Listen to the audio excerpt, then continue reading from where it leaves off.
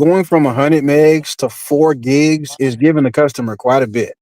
So, I mean, and again, they will not be the only carrier to There's not raise a prices speed in plan. 2025. There's not a speed plan, though. That's part of the value proposition, Sneed. That's part of the value proposition. I didn't hear Increase talk about that at all today. All I heard him was talk about the value prop as it pertains to perks. That's part of the value proposition. Network access, like network performance, that's part of the value proposition, Sneed. Like Verizon talks about that all the time. They've been telling us that for 25 years. That's part of the value proposition. I got to say something here as well. So people that are switching, there's 3 main categories of why they would switch or why they would stay with a certain carrier. The customer is looking at 3 things. Number 1, if they're in the switcher pool, which one is going to give me the best price? And that is split into 2 categories, right? Category number 1 is what's the best price for the rate plan and what is the best promotion that they're going to give me. Those are the middle tier is network. And what I mean by network is mostly reliability, not speed. Nobody cares about speed. It's about, does my phone work, yes or no, period. Please. Only a very niche amount of people care who's getting 400, 500, a gig down. There's very few average consumers. Like literally, we're just talking about the average consumers here that they actually care about speed.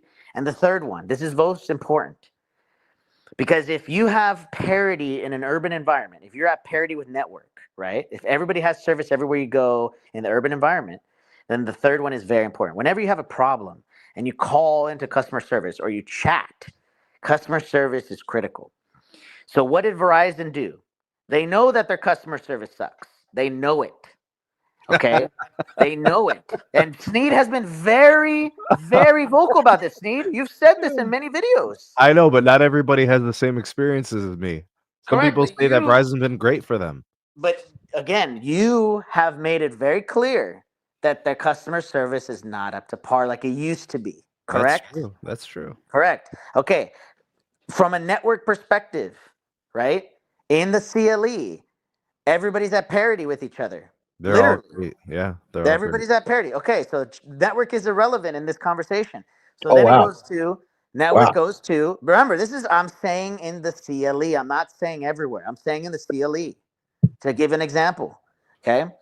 And then it goes back to which one is going to give me the best price point. And if Sneed is looking for a price as the main de facto and as well as customer service, then that's the differentiating factor. He will choose based on price if he is in the market to switch.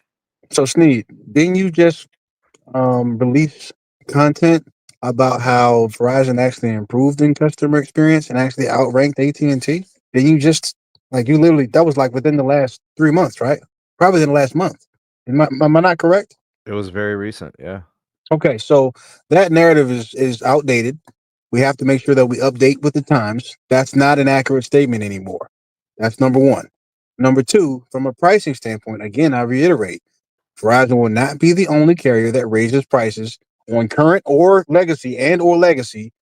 They're not going to be the only carrier that does that in 2025. Mark my words. AT&T will do it as well because they're under pressure to make sure that they deliver on their commitments as well. And I guarantee you they are probably going to raise guidance. And you are not going to be able to increase your overall revenue and your overall profitability if you don't raise prices. Because right now, everybody's looking to pay the same thing and never go up.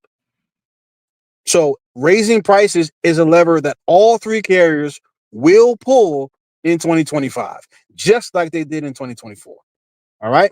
So that's going to be congruent across the industry. Oh, by the way, here's the speeds from Ookla. B, you were talking about the Verizon speeds, the 4 gigs. Here's the most recent speed score from Ookla. Very good. So people care about speed or they don't? I don't know. I'm just saying I wanted to show you the average across the country. All right. So that's the average across the country. Do people care about speeds?